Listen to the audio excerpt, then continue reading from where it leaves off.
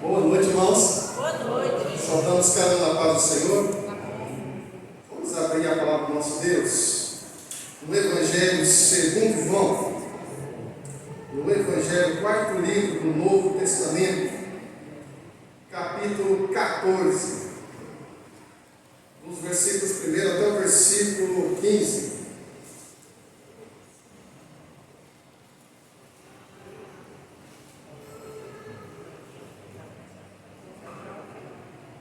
Evangelho de João, capítulo 14,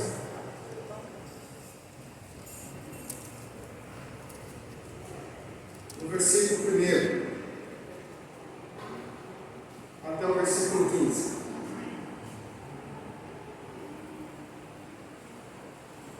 Diz assim o texto: Não se turbe o vosso coração. Credes em Deus, credes também em mim. Na casa de meu pai há muitas moradas. Se assim não fora, eu vou teria dito, pois vou preparar-vos lugar. E quando eu for e vos preparar lugar, voltarei e vos receberei para mim mesmo, para que onde eu estou estejais vós também. E vós sabeis o caminho para onde eu vou. Disse Tomé: Senhor, não sabemos para onde vais. Como saber o caminho? Respondeu-lhe Jesus: Eu sou o caminho e a verdade e a vida. Ninguém vem ao Pai senão por mim. Se vós me tivesseis conhecido, conhecereis também a meu Pai. Desde agora o conheceis e o tendes visto. Replicou-lhe Filipe: Senhor, mostra-nos o Pai, e isso nos basta. Disse-lhe Jesus: Filipe, há tanto tempo estou convosco e não me tens conhecido? Quem me vê a mim, vê o Pai. Como dizes tu, mostra-nos o Pai? Não crês que eu estou no Pai e que o Pai está em mim? As palavras que eu vos digo, não as digo por mim mesmo, mas o Pai que permanece em mim faz essas obras. Crede que estou no Pai e o Pai em mim? Crede ao menos por causa das mesmas obras. Em verdade vos digo que aquele que crê em mim fará também as obras que eu faço, e outras maiores fará, porque eu vou para junto do Pai. E tudo quanto pedirdes em meu nome, isso farei, a fim de que o Pai seja glorificado no Filho. Se me pedirdes alguma coisa em meu nome, eu o farei, e se me amais, guardarei os meus mandamentos. Vamos orar? Pai, nesse momento, em nome de Jesus, quero agradecer a Deus por estarmos na tua casa. Te louvo a Deus, porque o Senhor é um Deus que visita o seu povo, é o Senhor que sustenta o seu povo. Nesse momento, em nome de Jesus, sustenta o teu povo através da tua santa palavra, em nome de Jesus. Amém e amém. Irmãos, quem aqui pode falar o que vai acontecer daqui a 2 anos? Levanta a mão. Quem consegue falar o que vai acontecer daqui a 2 anos? Levanta a mão. Quem aqui consegue prever o que vai acontecer daqui a 1 ano? Alguém consegue? Agora, quem tem curiosidade de saber o que vai acontecer daqui a 3 anos? Levanta a mão. Quem tem curiosidade? Aí todos nós temos curiosidade para saber, não é verdade? O que esse texto mostra é o seguinte: Jesus tratando o futuro no presente. E os seus discípulos ficaram assim, atônitos, não entendendo. Porque Jesus agora está tratando algo que ia acontecer. Por isso que os discípulos ficaram assim, perplexos. O que Jesus está falando? O que Jesus está falando? Olha o versículo 1. Não se turbe o vosso coração. Gente, não se preocupe com os seus corações. Vocês têm que crer em mim. Se o coração de vocês estiverem perturbado, crê em mim. Por quê? Porque se você crê em mim, você vai estar crendo em Deus. E eu quero dizer para vocês que eu vou para o Pai. Eu vou preparar uma morada para vocês. E na casa do meu Pai tem muitas moradas. Só que eu preciso ir. Agora eu fico imaginando os discípulos ouvindo isso, Jesus falando com os seus discípulos. E quando eu vou preparar o lugar. E eles estão pensando assim, peraí. E ele fala assim, aonde eu vou, vocês não podem ir. Mas eu estou indo por esse caminho. E aí, gente, Tomé fala o seguinte: Senhor, Senhor, não sabemos para onde vais. Como saber o caminho? Olha só, porque ele está falando o seguinte: eu vou para um caminho, eu vou para o céu, eu vou preparar um lugar para vocês. Gente, Jesus está falando algo do futuro. E a mentalidade dos discípulos é presente e é terreno. E Jesus sempre ensinou que o reino dele não é aqui na terra, o reino dele é no céu. E ele está sempre preparando e falando isso. Gente, o meu reino é desse mundo. Eu estou preparando vocês. E eu estou indo para um lugar. E aí tu vai falar assim: qual é esse caminho, Senhor? Qual é esse caminho? Porque a gente não sabe. Aí Jesus vai falar assim: eu sou o caminho. Gente, Jesus está dizendo o seguinte: ó, para você chegar até Deus, vocês precisam de mim.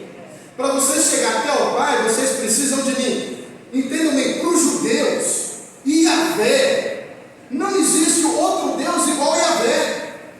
Gente, para Jesus falar assim para os discípulos: olha, eu sou o caminho para chegar até Yahvé. Gente, para o judeu, realmente eles tinham a convicção que Jesus era o Messias que viria. Por quê? Porque se você falar para os judeus que você é filho de Yahvé, eles vão te abominar. Yahvé, o Deus Todo-Poderoso. E aí Jesus fala o seguinte: Yahvé, o Deus Poderoso, nós somos um. Imagine para o judeu ouvir essas palavras. Por isso que esses judeus, de fato, eles sabiam que era o Messias que viria. Era o Messias que está falando no Velho Testamento. E aí então ele fala assim: eu sou o caminho. Ninguém chega ao Pai senão por mim, então eu sou o caminho. E aí Paulo vai usar as mesmas palavras de Jesus. Paulo vai falar o seguinte: ó, só tem um mediador entre o homem e Deus. É Jesus Cristo.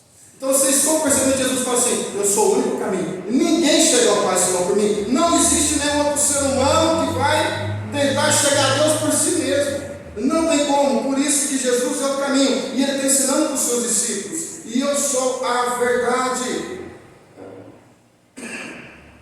Eu sou a verdade.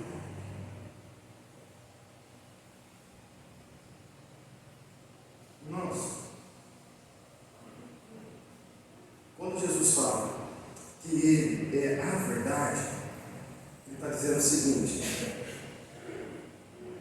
a palavra de Gênesis a Malaquias está falando acerca de mim. Eu sou a palavra. Eu sou a verdade. O que vocês precisam conhecer é sobre a minha vida. O que vocês precisam entender é sobre a minha vida. Vocês não precisam entender mais nada, vocês têm que conhecer a minha vida. Porque eu sou a verdade. E a verdade para nós é a palavra de Deus. E a palavra de Deus se resume em Jesus. Então por isso que ele está falando assim: ó, para chegar até Deus, sou eu e vocês precisam de mim porque eu sou a verdade. Aonde nós vamos encontrar a verdade se não for em Jesus?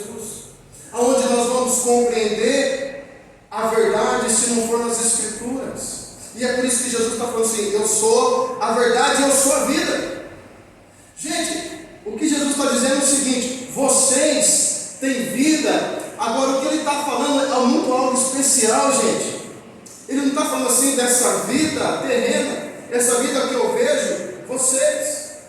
E de costume eu vejo Pai. O que Jesus está falando não é essa vida, o que eu estou vendo. O que Jesus está falando: eu sou a vida, é uma vida espiritual. A vida é eterna, por isso que ele está preparando um lugar para aqueles que tenham vida nele. E aí nós vamos compreender com exatidão o que Paulo fala, quando ele vai falar assim que nós estávamos mortos e ele nos deu vida. Por que Paulo vai falar que deu vida? Porque Paulo compreendeu que Jesus de fato tem a vida. Você não tem outra vida se não for Jesus. Você não tem vida eterna se não for Jesus. Você não tem vida espiritual se não for Jesus. E é isso que Jesus está ensinando para os seus discípulos. E é isso que os discípulos falam para as pessoas. Porque você não vai ter vida eterna se não for em Jesus. Se você não tiver Jesus, você não tem vida eterna. Se você não tiver Jesus, você não tem vida espiritual. E é por isso que nós vemos pessoas que estão vivas, mas mortas espiritualmente. As pessoas não conseguem compreender as coisas de Deus. Por quê? Porque estão mortas. nos seus delitos e pecados. O que elas precisam ter? Vida eterna. Elas precisam ter vida espiritual. E aí Jesus está falando o seguinte: eu estou preparando um lugar para todos? Não, estou preparando um lugar para aqueles que têm vida em mim. Olha o que Jesus está falando para os seus discípulos. Se eu estivesse lá com Jesus, eu também não ia entender nada do que Jesus estava falando. Porque Jesus está falando de algo no futuro. E nossa mente está presa nesse mundo. A nossa visão está presa a esse mundo. Por isso que Jesus está falando assim. O versículo 7. Se vós me conhecesseis. Não é isso o versículo 7. Se vós me tivesseis conhecido, conhecereis também a meu Pai. Desde agora conheceis o que tendes visto. Olha o que Jesus está falando. Vem cá, gente. Eu sou o caminho. Vocês compreenderam que sem mim não tem vida? Agora, se vocês tivessem conhecido eu antes, vocês tinham conhecido o Pai. Olha o que Jesus está falando. No princípio criou quem? No princípio, quem que criou as coisas? Deus. No princípio criou Deus os céus e a? É. Então vamos lá. Quem estava no princípio? Jesus. E por que nós sabemos disso? Porque João, o discípulo amado, escreveu lá em João, no seu capítulo 1, né, que a gente está vendo, que ele vai falar o seguinte: e o verbo se fez carne. E o verbo está desde o início, desde o princípio da criação. João começa a entender os mistérios de Cristo Jesus. E olha o que eu vou falar para vocês: e quando a gente olha para o Novo Testamento, a gente não conhece os mistérios. Por quê? Porque a nossa mente está limitada. E a palavra de Deus mostra os fins dos tempos. E nós não conhecemos. Por quê? Porque a nossa mente está limitada a este mundo. A gente não para pensar no mundo espiritual no qual Jesus está falando. E aí diz que ele fala assim: olha, se vocês tivessem nos conhecido antes, vocês conheciam o Pai. Porque ele e o Pai somos um. Gente, olha que palavra que Jesus está falando para os seus discípulos. E quando os seus discípulos ficaram assim, olha o que Filipe vai falar no versículo 8. Replicou-lhe Filipe: Senhor, mostra o Pai, e isso nos basta. Gente, Jesus está dando uma aula para os seus discípulos, ensinando para eles. E aí Filipe falou assim: mas peraí, você está falando do Pai? De Yahvé, então mostra-nos o Pai, já que você é igual a Ele. Versículo 9, diz que Jesus: Filipe, há tanto tempo estou convosco e não me tendes conhecido. Quem me vê a mim, vê o Pai. Como dizes tu, mostra-nos o Pai. Jesus, tanto tempo com eles, tanto tempo ensinando a eles, e ainda eles não compreenderam que quem vê Jesus vê o Pai. Gente, que coisa tremenda que Jesus ensina para os seus discípulos. A sociedade bíblica colocou Jesus conforme os seus discípulos. Gente, Jesus está dando uma aula para os seus discípulos a respeito deles conhecer de fato Cristo. E a pergunta que eu faço para vocês: o que Jesus está falando aqui? Olha, eu estou indo, e Jesus já foi, está lá no céu, preparando um lugar para nós, e já enviou o Espírito Santo. A pergunta que eu faço é: Cristo, Ele é o mediador entre você e Deus? Amém. Cristo, amém. Ele é o mediador entre você e Deus. Cristo, de fato, Ele já te deu vida e vida eterna. O seu espírito está vivo. Porque se o seu espírito não estiver vivo, você não pode entrar no reino dos céus. Porque você só vai poder entrar no reino dos céus se você estiver vivo espiritualmente. Porque Paulo vai falar: nós estávamos mortos aos delitos do pecado. Por quê? Por causa do pecado, por causa do nosso pecado nós merecemos o quê? A morte eterna. Ou seja, por causa do nosso pecado nós merecemos o inferno. A graça de Cristo nos alcançou. Nossa, é a graça que tem que nos alcançar. Por isso que Jesus estava ensinando isso para eles. Só vocês têm que entender que eu sou o caminho, vocês têm que entender que eu sou a verdade, vocês têm que entender que eu sou a vida, vocês têm que compreender que Deus e eu somos um. Vocês têm que compreender que se vocês verem a mim, vocês vão ver o Pai. Vocês têm que compreender que vocês têm que ter uma vida espiritual. Vocês têm que se olhar e saber que o reino de vocês está no céu. Irmãos, como que nós pensamos a respeito de Jesus? Nós somos discípulos dele. Como que nós olhamos para o Mestre? Porque os seus discípulos estavam ali sem compreender. Mostra-nos o Pai e tal, mas vocês estão todo tempo comigo? Vocês não compreenderam que Ele e o Pai somos um? No versículo 10: não creis que eu estou no Pai e que o Pai está em mim? As palavras que eu vos digo, não as digo por mim mesmo, mas o Pai que permanece em mim faz as suas obras. Crede que eu estou no Pai e o Pai está em mim. Crede ao menos por causa das mesmas obras. Em verdade vos digo que aquele que crê em mim fará também as obras que eu faço, e outras maiores fará, porque eu vou para junto do Pai. Eu quero dizer para você o seguinte: Cristo confiou o Evangelho para os seus filhos. E é por isso que ele falou assim: gente, se vocês querem, vocês vão fazer muito mais coisas que eu faço, que eu fiz. Agora, para vocês fazerem algo maior do que eu fiz, vocês têm que crer em mim. Vocês têm que ter fé em mim.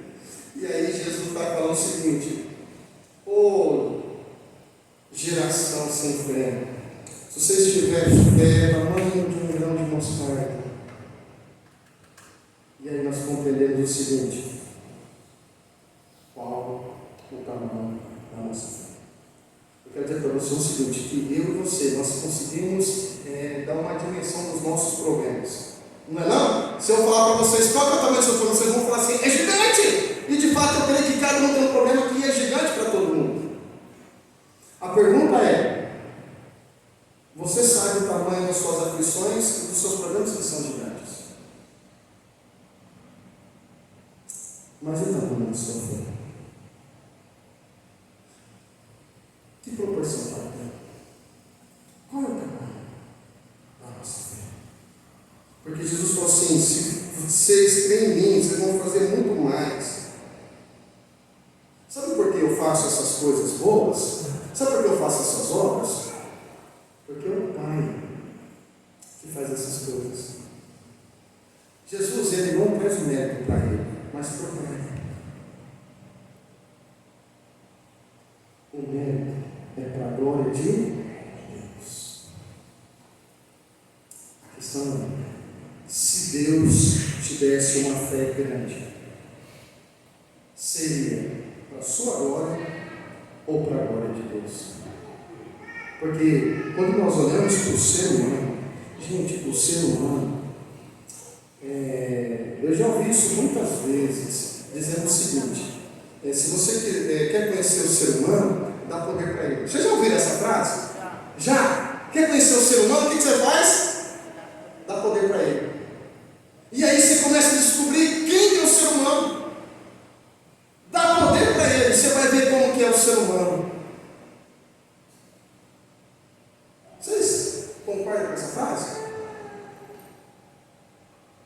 Concordam? É real? É verdadeiro?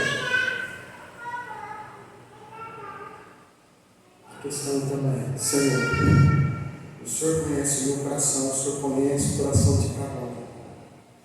Pai, se o Senhor trabalhar na minha vida, e se eu crer no Senhor, e se eu fizer obras maiores que o Senhor fez, essa obra vai ser para quê? Uma pergunta difícil? Porque o ser humano, ele quer poder. E Jesus está ensinando aos seus discípulos o seguinte: gente, eu só faço essas coisas porque o Pai faz. Gente, que silêncio de verdade. Eu só faço porque o Pai faz.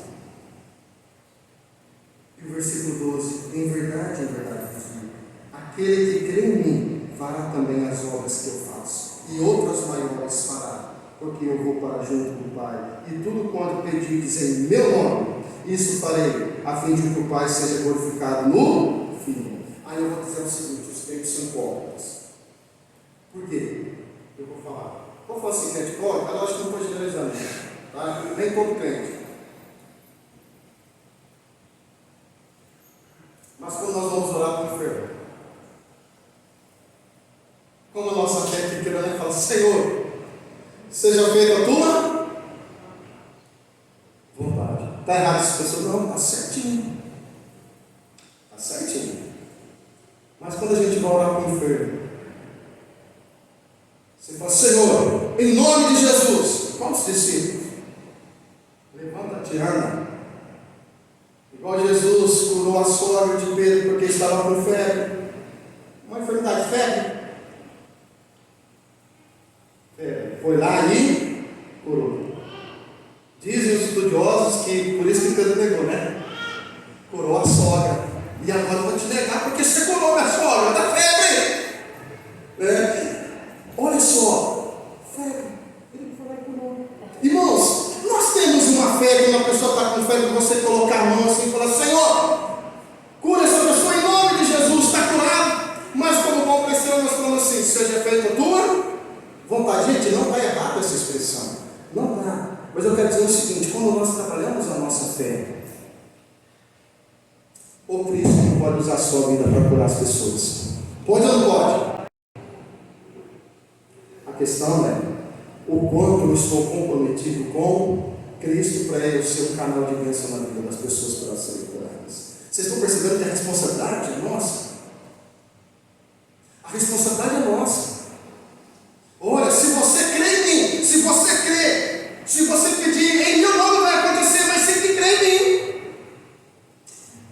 Que geração é essa? Nós estamos em 2023. Que geração é essa? Agora eu estou falando assim, não estou falando aqui da nossa igreja, só da nossa igreja, estou falando assim do povo de Deus. Que geração é essa? É uma geração que de fato, como Jesus está falando no versículo 15, tudo quanto pedis em meu nome, isso farei, a fim de que o Pai seja glorificado no Filho. Essa geração do povo de Deus é uma geração de fé que pode fazer muitas coisas para a glória de Deus. Essa é uma geração que tem fé em que a gente vê os milagres de Deus. Essa é uma geração em que se fazem discípulos e mais discípulos para a glória de Deus. Que geração é essa do povo de Deus? Jesus está ensinando os seus discípulos, Jesus está explicando os seus discípulos, por isso que os 12 fizeram o que fizeram na história, porque eles compreenderam a palavra de Jesus. E no decorrer da história vai se esfriando. Por quê? Porque a nossa luta, gente, não é contra pessoas, a nossa luta não é contra a carne e sangue. A nossa luta é contra quem? Nossa luta é contra o diabo. Sabe quem quer tentar destruir o povo de Deus?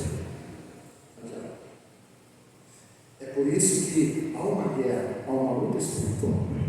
É por isso que há uma geração em que não crê no poder de Deus. Mas o poder de Deus, ele é real. O poder de Deus, ele é real. E as maravilhas acontecem quando você crê. Se você tem fé e você crê, aí sim você pode falar: Senhor, se for da tua vontade, o Senhor pode curar. Se for da sua vontade, mas você crê que Ele pode curar. A diferença é essa. A diferença é quando você ora por orar e fala: se for da tua vontade.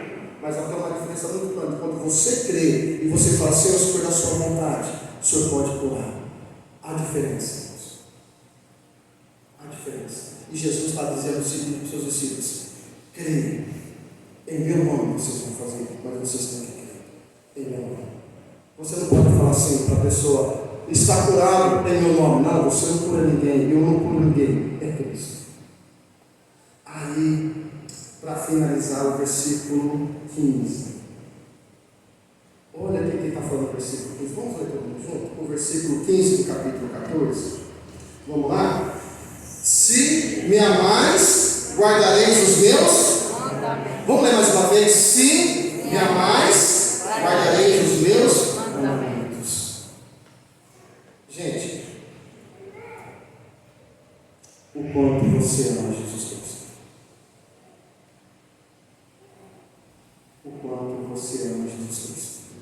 Irmãos, isso tem que ficar batendo no teu coração de noite. Isso tem que ficar na sua mente de noite. O quanto você ama Jesus Cristo. O quanto você ama Jesus Cristo. Sabe por quê? Porque a vida das pessoas vão ser transformadas por causa de Cristo.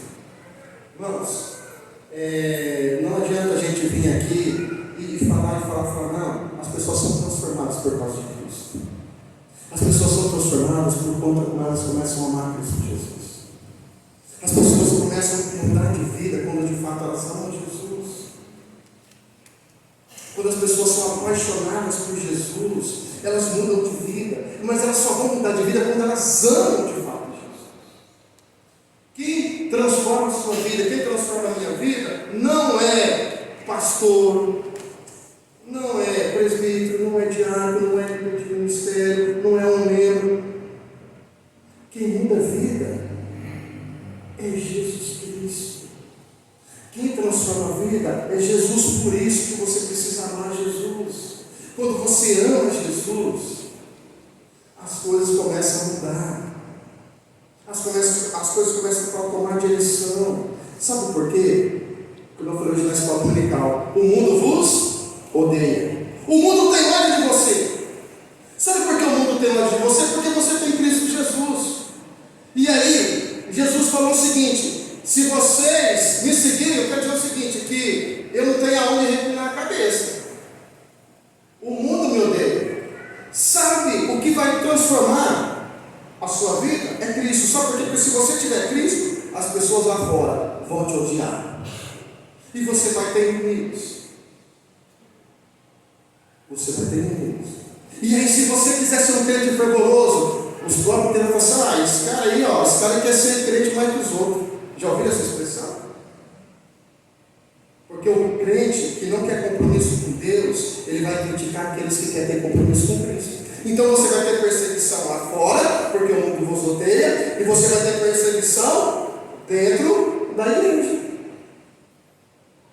Começa a amar Jesus, você vai querer trabalhar com o reino de Deus, você vai querer trabalhar com as coisas de Deus. Começa a amar, você vai querer trabalhar, mas você só vai ter isso se amar.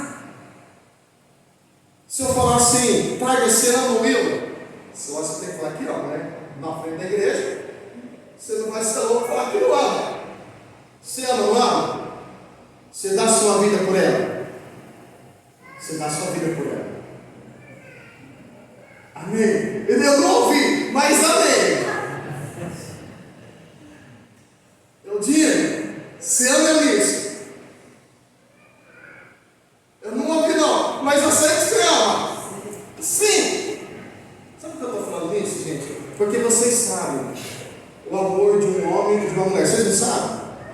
Eu sei que, Natão, um dia você vai chegar lá, né? Vocês sabem a questão do amor. Irmãos, Jesus falou assim que nós somos mais abençoados, bem-aventurados, porque nós não vimos Jesus, mas nós temos em Jesus. Não foi isso que Jesus falou para Tomé? Porque Tomé falou assim: olha, eu quero ver. Se eu não ver, eu não vou crer. Aí Jesus vai falar o seguinte: bem-aventurados somos nós, que não viram, mas cremos. Então, gente, nós somos muito abençoados, porque nós não vimos Jesus. Gente, o crente é doido! Gente, a palavra de Deus está aqui, é o evangelho loucura, porque como que nós vamos amar quem nós não vemos? Que evangelho é esse?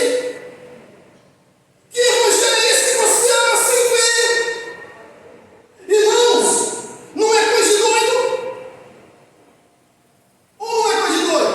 Você vai assim: eu amo, quem você ama? Jesus, sei que Jesus não, mas eu amo. Pergunta aí fora. Fala que você ama Jesus, você nunca viu Jesus, o que eles vão falar para você? Doido. Irmãos, por isso que a palavra de Deus vai falar que o evangelho é loucura para aqueles que não conhecem. Irmãos, quando você ama Jesus, quando você está apaixonado por Jesus, você só fala de Jesus. Você quer viver para Jesus. Então nós precisamos de uma geração que ama. Que Jesus falou: se amais, vocês vão guardar os meus mandamentos. E aí, se eu guardar os mandamentos, gente, ninguém precisa falar para mim como eu devo proceder. como eu devo andar. Sabe por quê? Porque eu amo Jesus, então eu vou andar no caminho de Jesus. Se você amar Jesus, você vai andar nos caminhos de Jesus. Por quê? Porque você vai guardar os mandamentos de Cristo Jesus. Amém?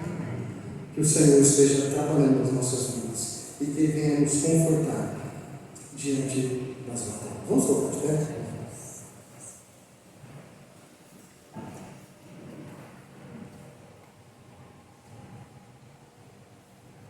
Pai, obrigado, Deus, porque o Senhor trabalha nas nossas vidas. Obrigado porque o Senhor mostrou para os seus discípulos o futuro. Obrigado porque também o Senhor mostra para nós o nosso futuro, que o nosso futuro está nos céus. O Senhor está nos esperando. Pai, nos ensina, ó Deus, a vivermos a Tua palavra aqui na terra. Ensina-nos, ó Deus, a Te amar cada dia mais. Pai, nós acabamos de louvar o Teu nome. Palavras, ó Deus, bonitas. Cânticos, ó Deus, que nos comovem. Mas que possamos, ó Deus, colocar na prática o que nós cantamos. Colocar na prática, ó Deus, os Teus ensinamentos. Ensina-nos, ó Deus, a Te amar cada dia. Ensina-nos, ó Deus, a viver para Ti a cada dia. E que a graça de nosso Senhor Jesus Cristo, o amor do nosso Pai, a comunhão e a consolação do Espírito Santo de Deus esteja com cada um de vós, desde agora e para todos sempre.